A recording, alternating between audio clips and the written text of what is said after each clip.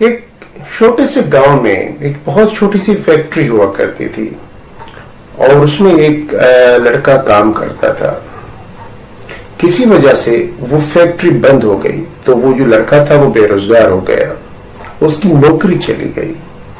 अब जब नौकरी चली गई तो वो लाजिम बात है परेशान हो गया, क्योंकि उसके बाल बच्चे, बीवी बच्चे, एक्सपेंसेस तो थे ना घर के। अब उसके कुछ और करना था, लेकिन क्योंकि गांव छोटा था इसलिए वहां पे जॉब के रिसोर्सेज भी बहुत कम थे। उस लड़के ने अपने एक दोस्त से पूछा कि मुझे बताओ कि मुझे क्या करना चाहिए, क्या तुम मुझे कहीं नौकरी दिलवा सकते हो। तो उसके दोस्त ने उसे कहा कि यार देखो, नौकरी हमारे गांव में बहुत कम है और मैं तुम्हें ये एडवाइस करूंगा कि मैं लकड़ियों काटने का काम करता हूँ, यानी कि वो लकड़हार था, और मैं तुम्हें एडवाइस करूंगा कि तुम भी मेरे साथ मिलकर ये काम करो। तुम अपना कारोबार शुरू करो, एक कुल्हाड़ा ले लो और साथ चलो, जंगल से लकड़ियां काट के लाएंगे और फिर मार्केट में सेल करेंगे। उससे अच्छी खासी आमदनी बन जाती है। इस छोटे से गांव में तुम एक खुशहाल जिंदगी गुजार सकते हो और कारोबार भी तुम्हारा अपना होगा। लड़के ने हामी भर ली कि हाँ ये सही है। दोनों हार्डवेयर की दुकान पे गए और वहां से जाके उन्होंने कुल्हाड़ा खरीदा और फिर जंगल की तरफ चले। इस लड़के ने मेहनत की, दिल जान से काम किया, काफी लकड़ियां काट ली और उन्हें मार्केट में बेच के इससे अच्छे खासे पैसे मिल गए। ये सिलसिला काफी दिन चलता रहा। एक दिन उसका कुल्हाड़ा टूट गया। अब जब कुल्हाड़ा टूट गया तो उसने सोचा कि फिर नया कुल्हाड़ा लेना पड़ेगा। वो फिर उस हार्डवेयर की दुकान पे गया और उसे कहा कि भाई कुल्हाड़ा टूट गया है, मुझे आप नया कुल्हाड़ा दे दें। हार्डवेयर के जो दुकानदार था उसने कहा कि भाई मैं आपको एक एडवाइस करूंगा, मेरे पास एक नया कुल्हाड़ा आया है, अगर आप चाहें तो वो मैं आपको दे दूं। ये मशीन है एक्चुअली, ये आपको जो आप इस वक्त लकड़ियां काट रहे हैं इससे 10 गुना ज्यादा लकड़ियां काट के देगी। उसने कहा दिखाओ मुझे वो क्या है। एक्चुअली वो थी चेन सॉ। उसने उसे चेन सॉ दिखाई और बोला कि इसको सिर्फ तुमने पेड़ जो लकड़ियां काट रहे हो उसके ऊपर रखना है, लकड़ी आराम से कट के नीचे गिर जाएगी, तुम्हें ज्यादा मेहनत नहीं करनी पड़ेगी, तुम्हें ज्यादा एफर्ट्स नहीं करने पड़ेंगे और तुम ज्यादा से ज्यादा प्रोडक्टिव हो जाओगे और लकड़ियां ज्यादा काट पाओगे, लेकिन इसकी कीमत थोड़ी सी ज्यादा है। फिर जैसे तैसे करके उस लड़के ने वो चेन सॉ ले ली और अगले दिन लकड़ियां काटने जंगल में चला गया। पूरा दिन उसने बहुत ज्यादा मेहनत की, हार्डवर्क किया, लेकिन शाम को वो पसीने में लथपथ उस दुकान हार्डवेयर वाले के पास आया। बहुत गुस्से में था और उसने आके उस हार्डवेयर वाले को बोला कि आपने तो बोला था कि ये जो मशीन है इससे तो बहुत ज्यादा, यानी कि जो मैं लकड़ियां काटता हूँ उससे 10 गुना ज्यादा लकड़ियां कटेंगी, लेकिन ये तो पूरा दिन मैंने काम किया है, मैंने तो एक लकड़ी नहीं काटी, एक पेड़ नहीं काटा। तो आप मुझे बताएं कि आपने मेरे साथ ये क्या किया, कौन सी फजूल चीज मुझे दे दी जिसकी वजह से आज की मेरी प्रोडक्शन ही नहीं हुई। तो हार्डवेयर की दुकान वाला बड़ा परेशान हुआ। उसने कहा कि ये कैसे हो सकता है। उसने चेन सॉ से ली और देखा तो उसमें बहुत ज्यादा वाकई पसीना लगा हुआ था।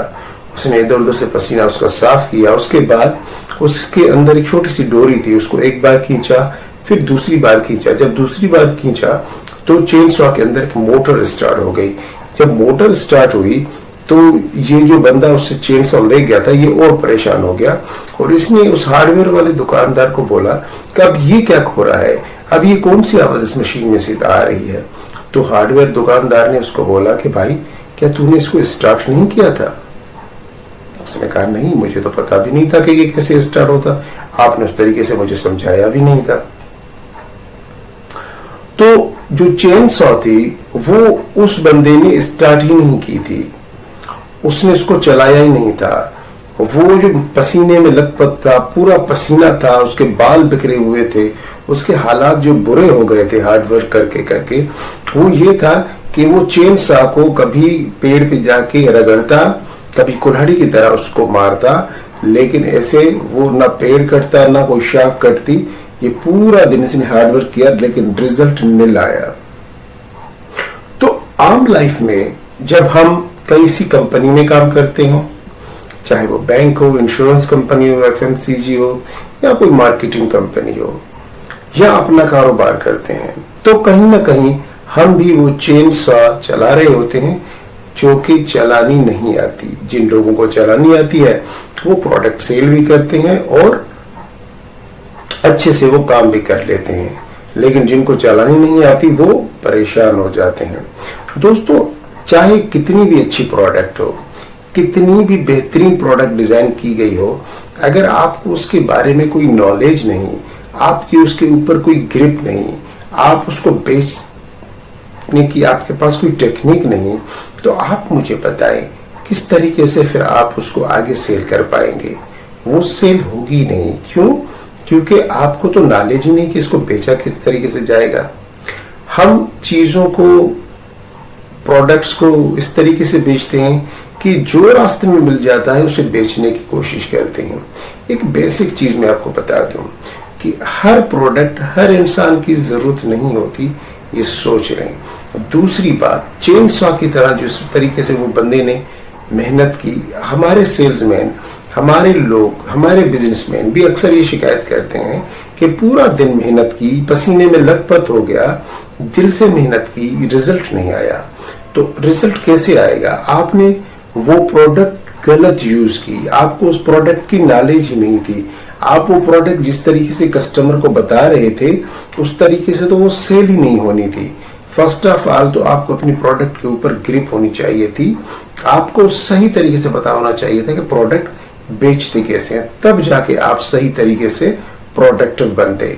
मुझे एक बात बताएं, अक्सर आप लोगों को ये शिकायत होती है कि प्रोडक्ट नहीं बिक रही, प्रोडक्ट सेल आउट नहीं हो रही।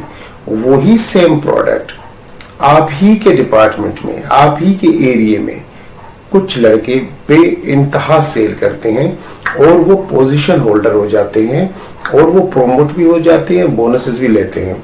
तो आखिर क्या वजह है कि प्रोडक्ट तो वही है, कंपनी तो वही है, कुछ लोग नाकाम हो जाते हैं और कुछ लोग कामयाब हो। कौन सी प्रोडक्ट किस कस्टमर की जरूरत है? हर कस्टमर को वही प्रोडक्ट बेचते फिरेंगे तो फिर यही असर होगा कि पसीने में तो लथपथ हो जाएंगे लेकिन रिजल्ट निल आएगा। जिसकी जो जरूरत हो उसको वो प्रोडक्ट बेचा करें। मुझे इजाजत दें। अल्लाह हाफिज।